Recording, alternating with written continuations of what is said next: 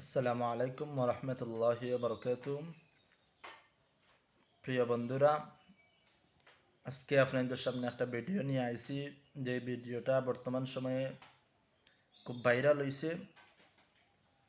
হজরত মাওলানা শেখ ইয়াহিয়া সাহেবের একটি কথা খুব বেশি ভাইরাল হয়েছে। তো এর উত্তরে হজরত মাওলানা শেখ ফরিদুদ্দিন চৌধুরী সাহেব হুজরে কিতা কইসন আপনাদের সামনে আমি সেই কথাটা তুলিয়ে ধরলাম। আপনাদের পুরাপুরি শুনবা। আর হজরত মৌলানা শেখ ফরিদুদ্দিন সাহেব এবং শেখ ইয়াহিয়া সাহেবের ব্যাপারে আমি কিচ্ছু হইতাম না আজকের এই ভিডিওত। শুধু আপনাদের সামনে কথাগুলা তুলিয়া ধরলাম ফরিদুদ্দিন সাহেবর, যে আপনাদের শুনবা এবং আপনাদের মতামত জানাইবা।